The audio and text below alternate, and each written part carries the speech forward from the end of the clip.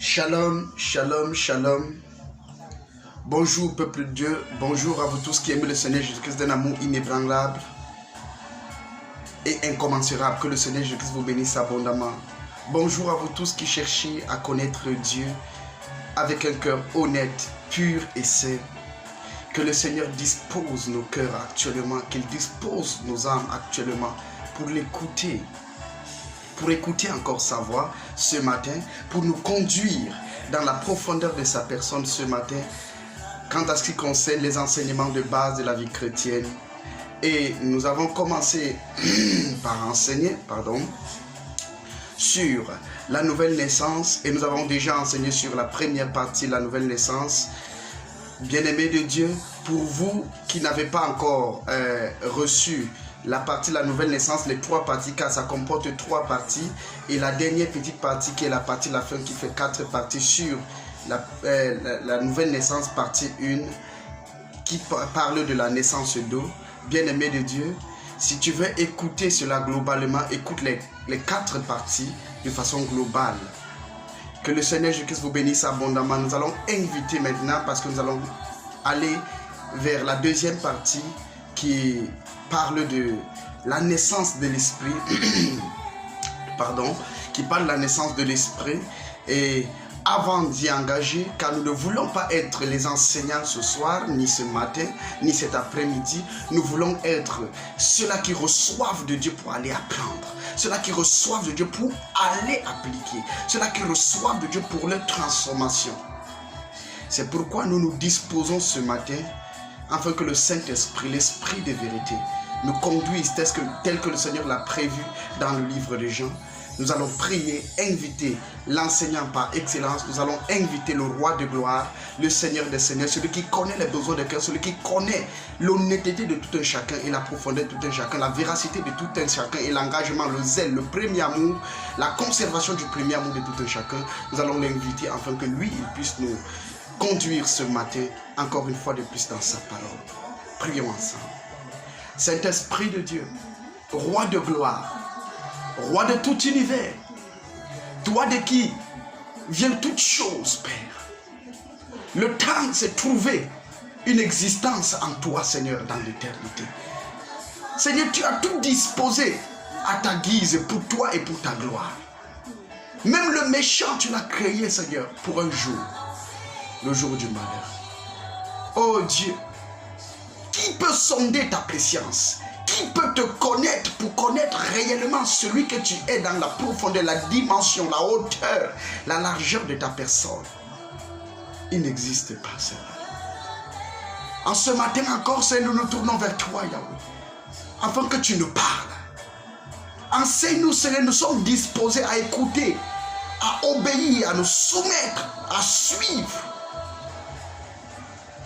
le restant de nos vies, Seigneur. Viens prendre le total contrôle. Enseigne-nous encore ce matin. Enseigne nos frères et sœurs de par le monde entier, de par les différents continents, Afrique, Amérique, Asie, Océanie,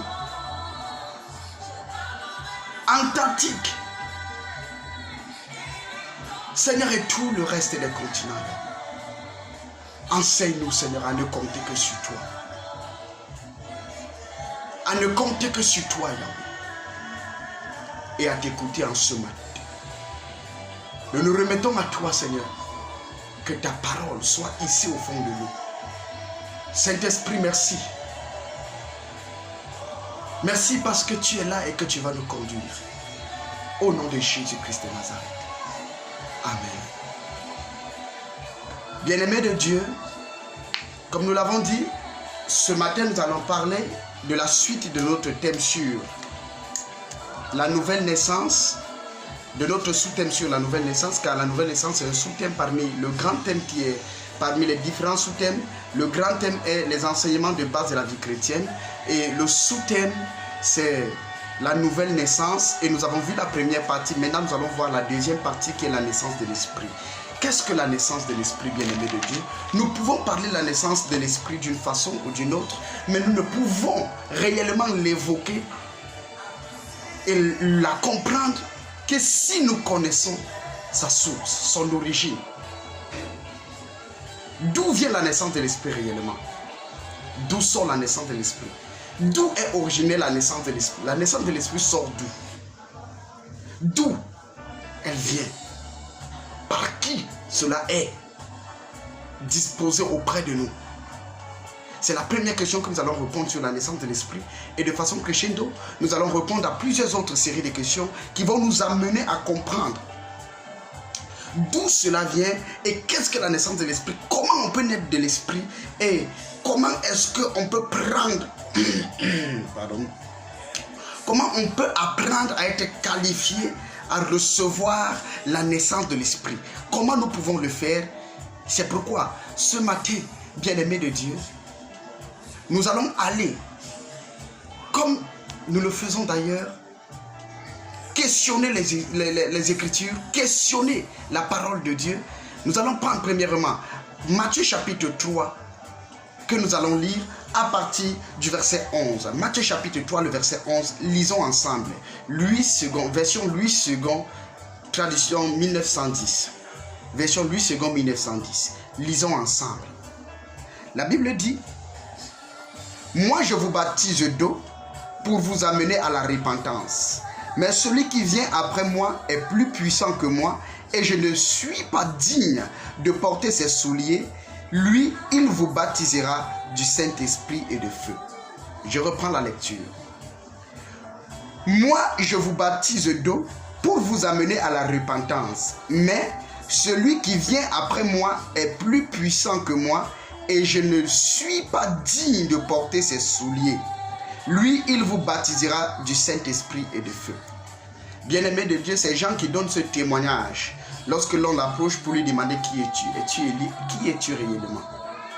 Et lorsque l'on s'approche pour être baptisé de lui, nous l'avons vu au verset 7, Jean a dit: qui vous a appris à fuir la colère, à venir race de vipères?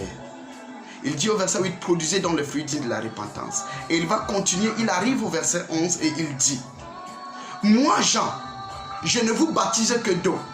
En réalité, moi je vous baptise pour vous amener à la repentance. Tel que nous l'avons dit la dernière fois, le baptême d'eau n'atteste qu'une seule chose, que tu étais repenti. Car le baptême étant un engagement d'une bonne conscience. Or, la conscience ne peut être bonne. La bonté de la conscience ne peut s'affirmer que lorsqu'il n'y a plus d'infusion de tromperie, de corruption dans cette conscience-là.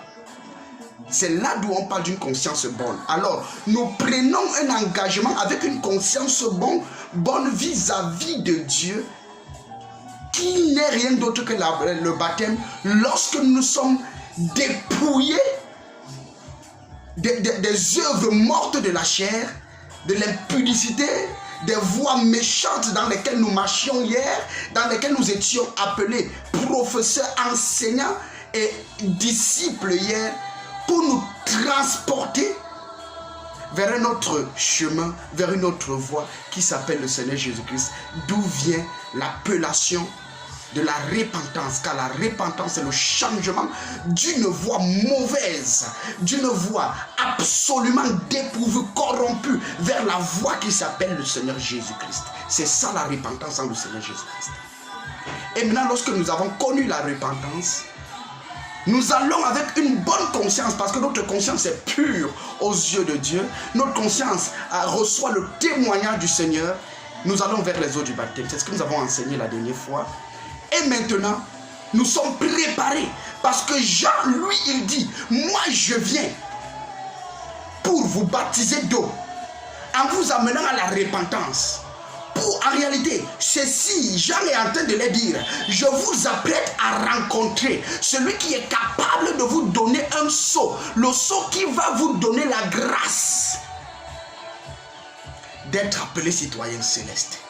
Car ce n'est pas moi qui donne ce sceau. Parce que le peuple est en train de croire que Jean était le prophète, que Jean était Élie, Jean était le Messie attendu. Le peuple savait que le Messie devait apporter le salut auprès du peuple. Le Messie devait donner un sceau royal, un sceau céleste, qui identifiera tous ceux qui porteront ce sceau-là. Jean va leur dire: moi je ne suis pas celui qui donne ce sceau, celui qui apporte cette grâce, mais je suis celui qui apprête le chemin pour recevoir cette grâce. Pour recevoir celui qui donne cette grâce-là. Je suis celui qui apprête le chemin. C'est ce que Jean va dire à ce peuple.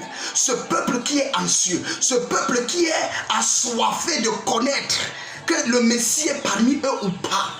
Jean va leur dire, moi je ne suis que celui qui vous baptise d'eau, vous amenant à la repentance. Ça veut dire vous apprêtant à rencontrer celui-là que je suis incapable de porter ses souliers. Je suis incapable, je suis indigne en tant qu'être humain de porter sa chaussure, Or, nous savons que les chaussures dans le langage céleste, dans le langage de l'évangile, les chaussures c'est le zèle de l'évangile, Jean dit, je suis incapable de porter son ministère qu'il doit rendre, car son ministère est un ministère qui ne vient pas de moi, qui ne vient pas de lui, qui ne vient pas des hommes, mais qui n'est que de la nature de celui-là qu'il est. Parce que lui, il est le Messie. De façon indirecte, Jean va le leur dire, je suis incapable de porter ses chaussures. Je suis incapable, en réalité, de manifester son ministère. Puisque nous connaissons que le zèle de l'évangile, ce sont ces souliers-là, ces chaussures-là. Nous portons ce zèle de l'évangile au travers de ces chaussures. Alors, c'est comme le ministère de Jésus-Christ. Jean va évoquer le fait que les souliers que porte ce monsieur, les souliers que porte cet envoyé, ce Messie-là, ça veut dire le ministère que va rendre ce Messie. Moi, Jean, je suis incapable. Écoutez bien. Les souliers ont leur place ici. Jean va énoncer une chose de façon parabolique. Il va le dire, je suis incapable de rendre le ministère qu'il rend. Parce que mon ministère se limite au niveau de la préparation. Mais son ministère est un ministère qui va jusque dans l'éternité. Un ministère qui va vous donner ce que le Messie va venir prononcer après. Les fleuves d'eau vive qui couleront de ceux qui auront cru en lui. Et la Bible atteste qu'il parle ainsi de l'esprit que devaient recevoir ceux qui croiront en lui. Bien-aimé de Dieu, Jean parle des souliers. En réalité, il parle du ministère que devait rendre le Messie dans les vies de tous ceux-là qui se sont repentis. Alors, bien-aimé de Dieu, c'est une grâce que de connaître ces choses. Mais le tout n'est pas de les connaître. Vous êtes heureux, vous qui écoutez ces choses, pourvu que vous les appliquiez. Bien-aimé de Dieu, le tout n'est pas de comprendre ces choses, de les connaître, mais le tout c'est de les vivre.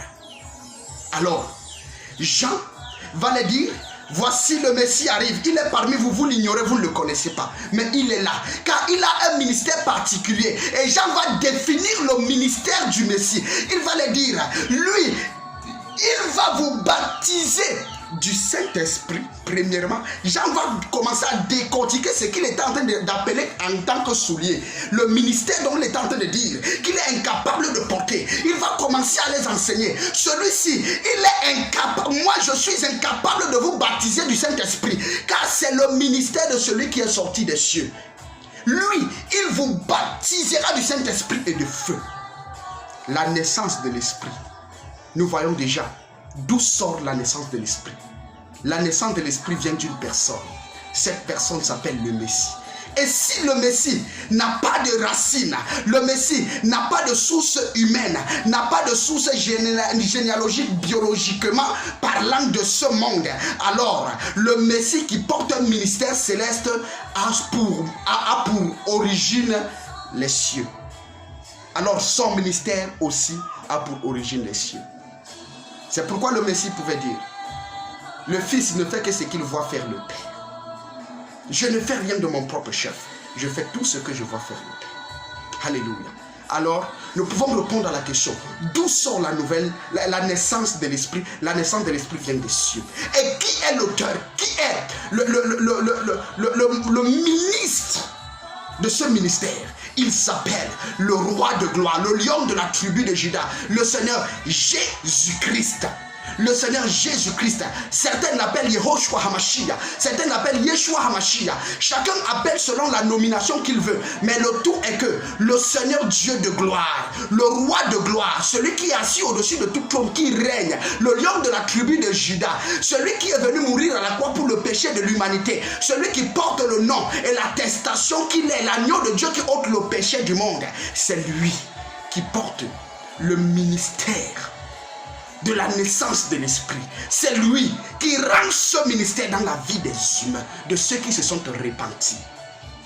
Alors, bien-aimés de Dieu, Jean, ayant montré le chemin d'où venait le ministère de la naissance de l'esprit, car lui il amène à la naissance d'eau, mais il y a quelqu'un qui est le ministre de la naissance de l'esprit. Il est le ministre du ministère de la naissance de l'esprit et de l'enregistrement dans les lieux célestes. Il s'appelle Yehoshua Hamashiach, Yeshua Hamashiach, Jésus-Christ, l'agneau immolé, le lion de la tribu de Juda, le roi de gloire, le Seigneur des seigneurs, celui qui est pour toujours. Il s'appelle l'éternité, l'éternité en éternité. Celui-là porte le ministère céleste pour venir donner aux repentis, uniquement à ceux qui se sont apprêtés, car un repenti, c'est quelqu'un qui s'est apprêté par le changement d'attitude, le changement de caractère, le changement de mode de vie, le changement de pensée, pour accueillir un ministère au-dessus du ministère du changement physique et corporel et de pensée et caractéristiques. Celui-là qui s'est repenti, c'est celui qui est prêt à recevoir un ministère céleste.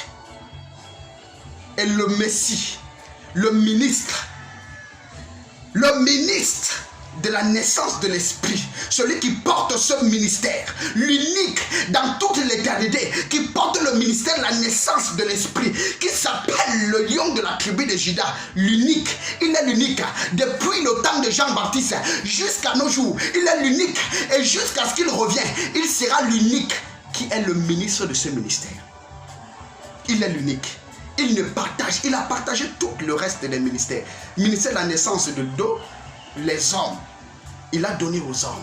Mais quant à ce qui concerne le domaine privé de sa personnalité, de sa personne, le ministère de la naissance de l'esprit, cela incombe sa personne et sa personnalité. Jésus-Christ, bien-aimé de Dieu, Jésus-Christ est celui qui baptise du Saint-Esprit. Jésus-Christ est celui par qui et pour qui vient et de qui vient la naissance de l'Esprit. Alors, nous répondons à la question, d'où vient la naissance de l'Esprit et par qui? Nous l'avons répondu. Par le Seigneur Jésus-Christ, pour lui et de lui. La naissance de l'Esprit. Alléluia. Bien-aimé de Dieu, mais il y a quelque chose que tu dois savoir. Puisque tu vas te poser la question, comment je dois faire? Comment faire pour naître de l'Esprit de Dieu? Comment je peux faire pour naître de l'Esprit? Comment je peux faire pour que ce ministre-là, le Seigneur Jésus-Christ, me rende ministère, pour qu'il m'accorde la grâce d'être né de son Esprit, pour qu'il me fasse grâce afin que je sois né de son Esprit? Comment dois-je agir? Comment dois-je faire? Bien-aimé de Dieu, le Seigneur Jésus-Christ n'a pas voulu fermer la porte des cieux. Parce que lui, il est celui qui rend ministère pour naître de l'esprit, pour naître des cieux, pour naître de son esprit, de sa personnalité. En réalité, il offre la grâce que lui-même inscrive ton nom, toi qui es repenti.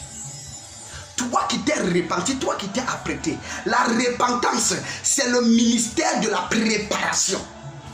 Nous pouvons encore dire, la repentance, c'est le ministère de la préparation à la réception de celui qui va rendre ministère de la naissance de l'esprit. Et le repenti est un préparé pour recevoir le ministère venant de Yehoshua Hamashiach, venant de Jésus-Christ. Le repenti, nous le redisons, est celui qui est le préparé pour recevoir le ministère de l'Esprit, qui va faire à ce que Jésus-Christ inscrive son nom dans le livre de vie, que Jésus-Christ inscrive son nom dans la liste des élus, de ceux qui sont nés des cieux, de ceux qui sont nés de l'Esprit. Bien-aimé de Dieu.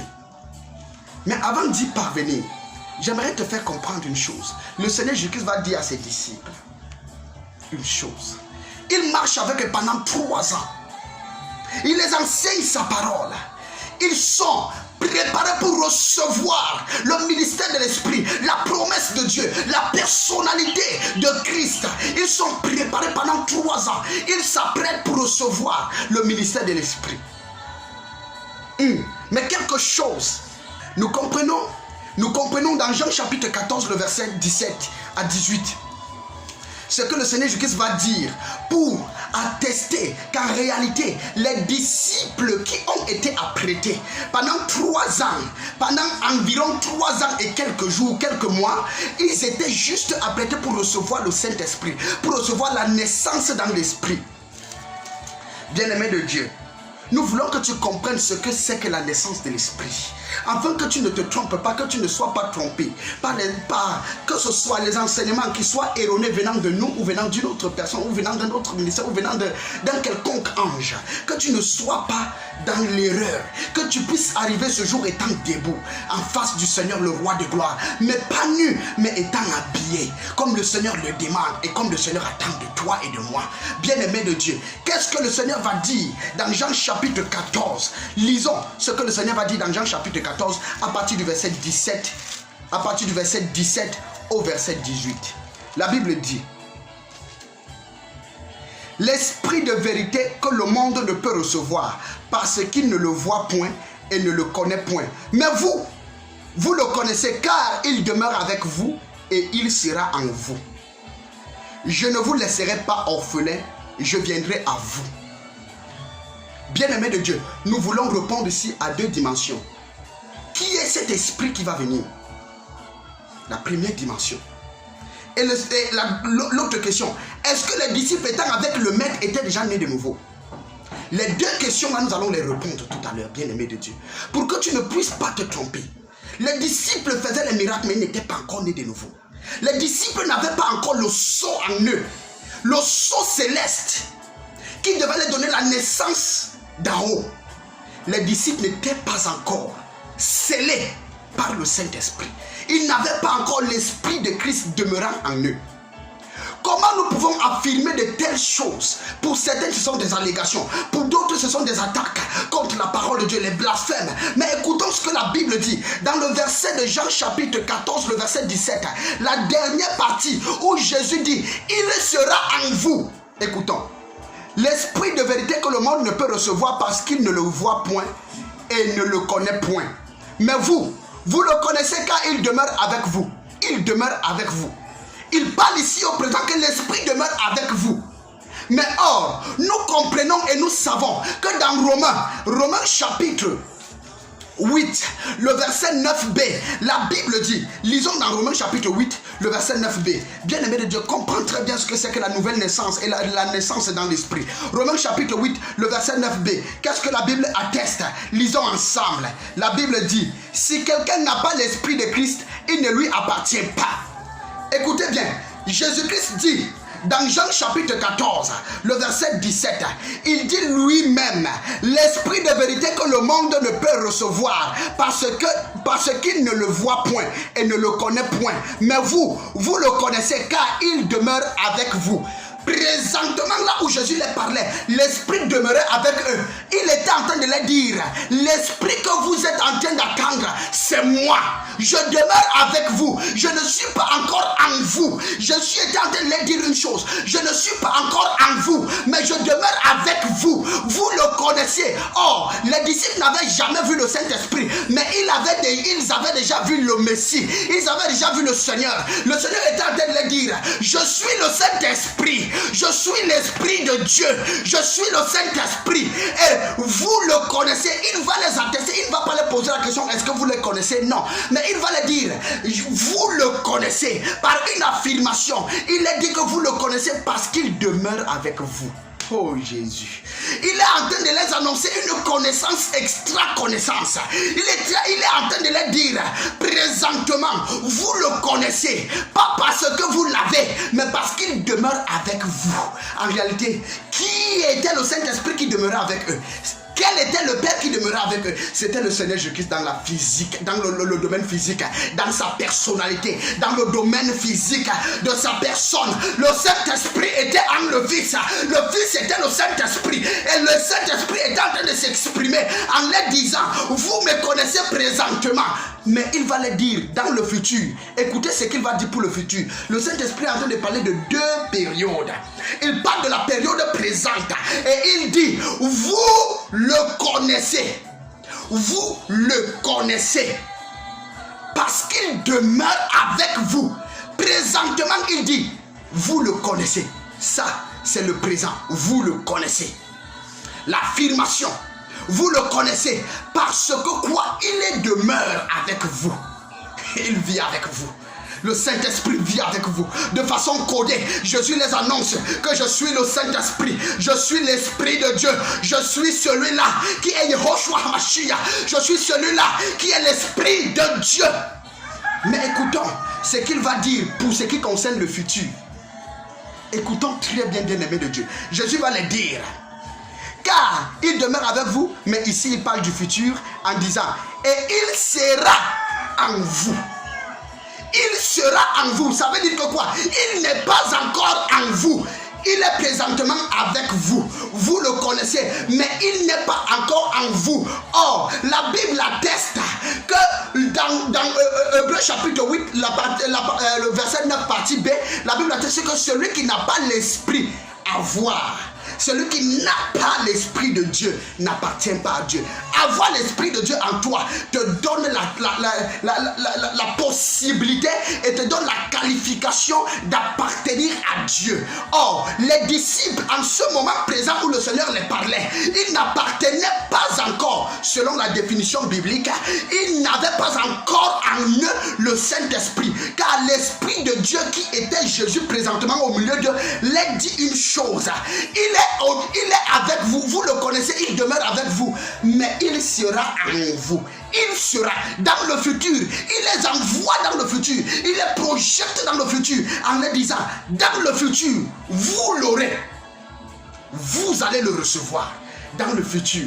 Or, nous savons que celui qui n'a pas l'Esprit de Dieu demeurant en lui n'appartient pas à Dieu, atteste la parole de Dieu. Ça veut dire, en ce moment présent, les disciples avaient les dons, étaient les appelés.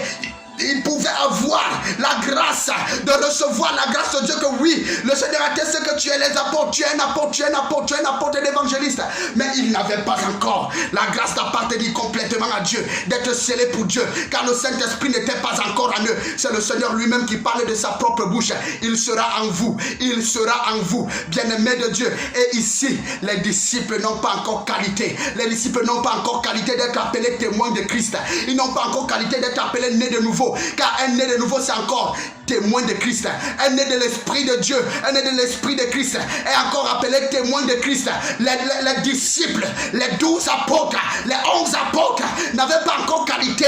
Ils n'avaient pas encore qualité d'être appelés témoins de Christ. C'est pourquoi dans Actes des Apôtres, chapitre 1, lisons ensemble dans Actes des Apôtres chapitre 1. Écoutons ce que le Seigneur va les dire. Actes des Apôtres chapitre 1. Le Seigneur va aller jusqu'à les dire. Au verset 8. Mais vous recevrez une puissance, le Saint-Esprit survenant sur vous, et vous serez mes témoins à Jérusalem, dans toute la Judée, dans la Samarie, jusqu'aux extrémités de la terre. Bien-aimés de Dieu, c'est lorsqu'ils vont recevoir en eux une puissance, le Saint-Esprit survenant sur eux, qui est maintenant, ils auront la qualité de devenir les disciples de Christ. Et nous voyons ce qui va se passer au niveau du chapitre 1, vers la fin du chapitre 1 au chapitre 2. Le Saint-Esprit qui va éclore, les œufs célestes qui va descendre, les fleuves d'eau vive qui vont couler, commencer à couler, les langues de feu vont sortir de nulle part et vont se positionner sur chacun d'eux, et ils vont commencer à dire des merveilles de Dieu en d'autres langues. Bien-aimés de Dieu, des langues qui n'ont pas appris, des langues qui n'ont pas appris. Bien-aimés de Dieu, la grâce de Dieu était manifeste. Ils étaient maintenant scellés par l'Esprit de Dieu. Ils étaient maintenant nés de l'Esprit. Ils avaient maintenant la grâce d'être scellés, la grâce d'être appelés ceux en qui le Seigneur habite, la grâce d'être appelés temple de Jésus-Christ, temple de Dieu. Ils avaient reçu la grâce, la qualification d'être appelés le temple de Dieu, les nés de l'Esprit. Maintenant, ils étaient nés de l'Esprit. Ils étaient nés de l'Esprit. Ils appartenaient à Christ comme esclaves de Christ. Ils appartenaient à Christ comme la chose de Christ. Ils appartenaient à Christ comme ceux qui portent le sceau royal de Christ. Ceux qui appartiennent au royaume de Christ. Bien-aimés de Dieu, quelle grâce les apôtres avaient eu. Mais ce n'était pas seulement pour eux, c'était pour tous ceux-là qui croiront. C'est pour toi également. Bien-aimé de Dieu, tu peux également naître de l'Esprit de Dieu. Tu peux également naître de l'Esprit de Dieu. Le Seigneur promet que quiconque se repent, se baptise, pour le pardon de ses péchés, recevra le don de Dieu. Actes des Apôtres, chapitre 2, le verset 38. Tu recevras le don de Dieu. Mais il faut d'abord que le ministère de la préparation soit bien faite. Il faut, comme nous l'avons dit la dernière fois, le ministère de la préparation soit bien faite. La naissance de l'Esprit bien-aimé de Dieu vient de Christ. Et c'est Christ lui-même qui fait naître de son esprit. C'est lui-même, car lui-même est son propre esprit. Alléluia. Le mystère de la piété, le mystère du salut en Jésus est tellement profond et grand. Bien-aimé de Dieu, la question qui revient jusqu'ici, es-tu né de l'Esprit de Dieu? Est-ce que tu es né de l'Esprit? Écoutez bien, les disciples, avant de connaître la naissance dans l'Esprit de Dieu, avant de connaître le fait qu'il soit le temple du Saint-Esprit, le temple de Dieu, ils faisaient déjà les miracles. Ils chassaient déjà les démons. Luc chapitre 10. Lisons à partir du verset 18, 17 même. Luc chapitre 18 et chapitre 10 plutôt, à partir du verset 18. Lisons ce que le Seigneur va dire. Lisons et comprenons. Ne soyons pas ignorants, bien-aimés de Dieu. Tu peux ne pas naître de l'Esprit de Dieu, mais faire des miracles. Prophétiser. C'est possible. Alors ne te trompe pas par un signe quelconque qui se manifeste par toi pour dire tu es enfant de Dieu. Ou bien par une prédication de l'éloquence, ta façon d'être éloquent tellement dans la prédication, tu te dis tu es né de l'Esprit. Non. Bien-aimé de Dieu, quiconque n'a pas l'Esprit de Dieu ne lui appartient pas. L'appartenance à Dieu dépend de la présence de l'Esprit dans ta vie. Soit tu as l'Esprit de Dieu et tu appartiens à Dieu, soit tu ne l'as pas. Soit tu ne l'es pas. Si tu as l'Esprit de Dieu, tu l'appartiens. Mais si tu ne l'as pas, alors bien-aimé de Dieu, tu n'appartiens pas à Dieu. Luc chapitre 10, le verset 17. Voici ce que dit la Bible. À partir du verset 17. Les 70 revinrent avec joie disant, Seigneur, les démons même nous sont soumis en ton nom. Hey.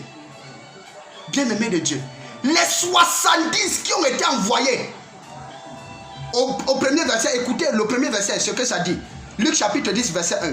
Après cela, le Seigneur désigna encore 70 autres disciples et il leur envoya 2 à 2 devant lui dans toutes les villes et dans tous les lieux où lui-même devait aller. Il choisit 70 et il les envoya. Bien-aimés de Dieu, et nous voyons au verset 17 ce que les 70 sont en train d'attester de ce qui s'est passé. La Bible dit, les 70 revinrent avec joie disant, Seigneur, les démons même nous sont soumis en ton nom. Alléluia. Les 70 sont revenus. La Bible ne dit pas les 12. Non. Les 70. Ça veut dire Seigneur a choisi et mixé. Et les 12 et les autres 70. Et il les a envoyés. Ça veut dire même ceux-là qui ne demeuraient pas trop avec lui, il les a envoyés. Allez, allez. Et ils ont fait des miracles au nom du Seigneur Jésus-Christ. Mais ils n'étaient pas encore nés de nouveau. Ils n'étaient pas encore habités par l'Esprit de Dieu. Oh, bien-aimé de Dieu, il y a une préscience que le monde ne peut comprendre par la science du monde. Dans la dimension de la personnalité de Dieu et la manifestation de l'amour et la personnalité de Dieu, le monde ne peut exprimer les choses de Dieu par le langage céleste et le langage humain, le langage de la science. Comment ils faisaient des miracles s'ils n'avaient pas encore la puissance de l'Esprit de Dieu en eux? Juste par la foi au nom de Jésus-Christ, les miracles pouvaient se manifester selon que le Seigneur l'avait dit. Alors, les 70 sont partis et ils reviennent avec le témoignage. Quand ton nom, Seigneur, même les démons nous sont soumis. Ils n'ont pas dit par la puissance que nous dégagions, mais ils ont dit en ton nom. en ton nom, ça veut dire, malgré toute la puissance qu'on pouvait avoir, aussi longtemps on excluait ton nom de l'action, de l'activité, de notre ministère, Seigneur, ça ne marchait pas. Mais une fois qu'on introduisait ton nom dans notre ministère, dans notre activité, dans l'évangélisation, dans la délivrance, ça marchait. Même les démons étaient soumis à nous. Nous étions supérieurs aux démons, juste avec ton nom. Oh bien-aimé de Dieu. Tu peux être supérieur aux démons au nom de Jésus-Christ. Tu peux être supérieur aux démons en faisant des miracles, aux humains en faisant des miracles. Mais tu n'as pas encore l'Esprit de Dieu en toi. La naissance de l'Esprit, écoutez bien, bien-aimé de Dieu. La naissance de l'Esprit n'a rien à voir avec la manifestation des signes qui accompagnent la foi au nom de Jésus-Christ. Non. Non, bien-aimé de Dieu. Ça n'a rien à voir. Parce que le Seigneur a laissé qu'en son nom, pour ceux qui croient en son nom, ils peuvent faire des miracles, chasser les démons. Ils peuvent faire d'autres choses plus grandes encore. Oh bien-aimé de Dieu, la parole de Dieu est vraie. La parole de Dieu est vraie. Le monde et la terre passeront, mais sa parole ne passera jamais. Le Seigneur atteste que oui, tu crois en son nom, tu peux faire les miracles. Mais pour entrer dans les cieux, il faut naître de son esprit. Il ne s'agit pas seulement de croire en son nom. Non. Ici, c'est une autre dimension. Il ne s'agit pas de croire seulement au nom de Jésus-Christ. Parce que si tu crois seulement que le Seigneur Jésus-Christ est Dieu, et tu crois en son nom qu'il est Dieu et que c'est possible, même les démons croient que le nom de Jésus, c'est d'ailleurs pourquoi ils se soumettent. Parce qu'ils croient que le nom de Jésus-Christ est supérieur à eux. Jacques le dit dans Jacques chapitre 2, le verset 19. Bien-aimé de Dieu, il n'y a pas de différence entre celui qui croit au nom de Jésus et qui fait les miracles et celui qui ne croit pas. S'il y a une différence, c'est que lui, il peut faire ce que celui qui ne croit pas ne peut pas faire. C'est l'unique différence. Mais si les deux meurent dans le péché, si les deux meurent dans le manque de préparation à recevoir l'Esprit de Dieu, bien-aimés de Dieu, les deux auront pour demeure finale la damnation éternelle. Les deux auront pour demeure finale. Car le tout n'est pas le nombre de miracles qu'on aura fait, le nombre de ministères qu'on aura implantés, d'églises, d'assemblées, le nombre de pays qu'on aura voyagé pour aller prêcher. Non, le tout ne dépend pas. Si on a été en collaboration avec les noirs, les blancs, les rouges, les bleus, les métis, le tout ne sera pas combien de millions on avait en banque au nom de Jésus-Christ. Le tout ne sera pas combien grand était notre temple sur la terre. Le tout ne sera pas combien grande était la puissance de notre foi sur la terre. Le tout sera, est-ce que l'Esprit de Dieu demeure en toi? Est-ce que tu t'es repenti? Est-ce que tu as reçu le Saint-Esprit? Est-ce qu'il demeure en toi jusqu'au dernier jour? Est-ce que l'Esprit de Dieu demeure en toi? Est-ce qu'il demeure en toi? Le monde ne peut pas le recevoir. C'est pourquoi celui qui ne s'est pas encore apprêté ne peut pas recevoir cet esprit-là. Il ne peut pas recevoir cet esprit. Oh, bien-aimé de Dieu.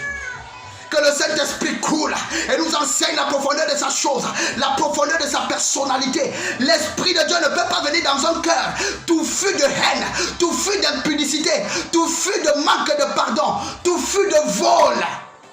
Le Saint-Esprit ne peut pas venir dans un tel cœur. Il ne peut pas. Il ne viendra pas. Parce que celui qui vit dans un seul péché où il refuse de connaître un changement radical, il n'a pas connu la préparation véritable qui s'appelle la repentance sincère. Il n'a pas connu la préparation véritable pour recevoir l'Esprit de Dieu. C'est pourquoi, en tant que pasteur serviteur de Dieu, nous tombons à plusieurs reprises. Ça veut dire que nous n'avons pas connu une préparation véritable. Bien-aimé de Dieu. C'est pourquoi, en tant qu'appelés fils de Dieu, nous sommes dans le mensonge, la cupidité. C'est nous, partout où il y a la tanière des révélations prophétiques, de la sémence prophétique qui déclencherait dans notre vie ou dans notre ministère une nouvelle effusion où les âmes vont entrer par la porte des brebis, même lorsqu'on ne va pas prêcher l'évangile. Lorsqu'on va vivre une sale vie, les âmes vont entrer. Nous allons courir vers ce rassemblement prophétique maléfique pour avoir et pour poser une sémence de la cupidité. La cupidité. Et nous allons nous appeler fils de Dieu, fils des cieux. La naissance de l'esprit. La naissance de l'esprit n'a rien à voir avec le monde, la chair, la gloire du monde, bien-aimé de Dieu. Quelle que soit la grandeur de ton ministère, même si tu n'as que 2 personnes dans ton assemblée, dans ton ministère, si les 2 sont nés de l'esprit de Dieu, tu as gagné, tu as réussi dans ton ministère selon que le Seigneur l'avait apprêté, selon que la grâce de Dieu t'a été donnée. Mais si tu as 1000 membres et que tu es le seul à avoir l'esprit de Dieu, et que même parmi les 1000 membres, même toi, il n'y a personne, même toi qui étais né de nouveau, tu as backsided, tu as rétrogradé actuellement, bien-aimé de Dieu, il n'y aura pas de grâce pour toi. Cela ne vaut pas la peine.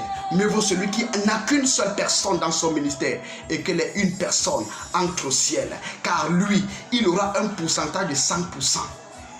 Mais toi, tu auras un pourcentage de 0%. Avec 1000 membres, tu n'as que 10 personnes qui partent au ciel. Lui, avec ses une personne qui est née de l'Esprit de Dieu, ils vont entrer. Et avec un pourcentage de 100%. 100%. Pendant que toi, tu auras un faible pourcentage. Bien que tu aies été populaire sur la terre, reconnu, acclamé, honoré. Mais devant Dieu, au ciel, ton rang sera plus petit. Bien-aimé de Dieu, que la cupidité soit brisée dans le cœur des serviteurs de Dieu. La cupidité soit brisée dans le cœur du peuple de Dieu. Dans le cœur de l'épouse de Christ. Au nom de Jésus-Christ de Nazareth. Bien-aimé de Dieu, continuons. La Bible atteste que le Seigneur va dire à son peuple, il va dire à ses disciples, vous recevrez, il va demeurer en vous, selon que Jean chapitre 14, le verset 17 le dit, il sera en vous. C'est il sera dans le futur. Présentement, il n'est pas encore, mais il demeure avec vous, vous le connaissez. C'est lorsque les disciples vont recevoir l'Esprit de Dieu, maintenant qu'ils sont nés de nouveau, ils vont changer complètement en toutes choses, bien qu'ayant connu une repentance, une période de préparation pendant 3 ans et quelques mois, mais ils ont connu une grâce suprême, la grâce suprême, que leur nom soit inscrit dans les lieux célestes. Lorsqu'ils ont reçu le Saint-Esprit, ils ont été scellés, ils ont reçu l'onction divine, ils ont reçu une onction au-dessus de toute onction, le Saint-Esprit. Le Saint-Esprit. Bien-aimé de Dieu, c'est pourquoi leur ministère va devenir indestructible. Un ministère indestructible. Or, avant, s'ils n'avaient pas écouté le conseil du Seigneur Jésus-Christ qui leur disait, allez à la chambre haute, restez-y jusqu'à ce que vous recevrez le don de l'Esprit. S'ils étaient sortis pour aller témoigner ou bien pour aller parler de Christ, avant, leur ministère serait un ministère détruit, avant même que l'Esprit de Dieu devait descendre sur eux. Ne te précipite pas à commencer un ministère parce que tu as reçu l'appel de Dieu. Tu peux recevoir l'appel de Dieu et pourtant tu n'es pas encore né de nouveau. Oui. Les apôtres avaient reçu l'appel à être apôtres. Et ils étaient appelés des apôtres, les 12 disciples distingués, mais n'étaient pas encore nés de nouveau. C'est pourquoi vous pouvez comprendre une chose. Judas n'est jamais né de nouveau. Judas n'est jamais né de nouveau. Judas avait reçu l'appel.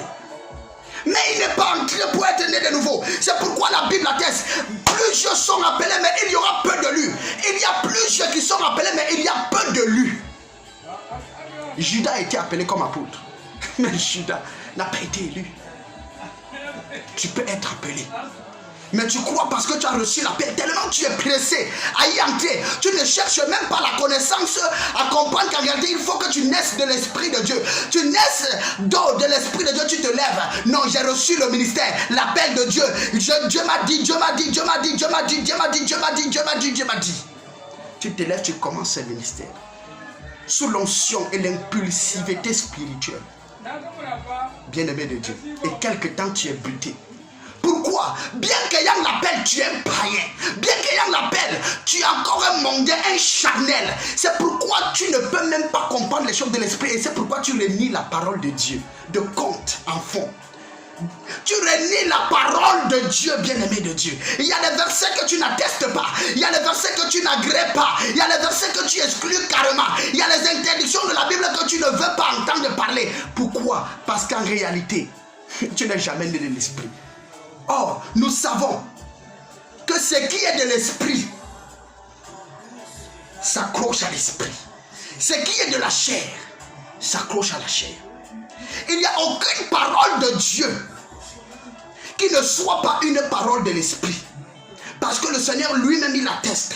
Les paroles, la parole que je vous ai annoncée, les paroles que je vous ai annoncées sont esprit et vie. Il n'y a aucune parole que tu reçoives de la parole de Dieu qui soit charnel, non. Mais pourquoi tu refuses? Parce que le problème n'est pas la parole, le problème n'est pas la constitution ou le contexte, le problème c'est ta personne.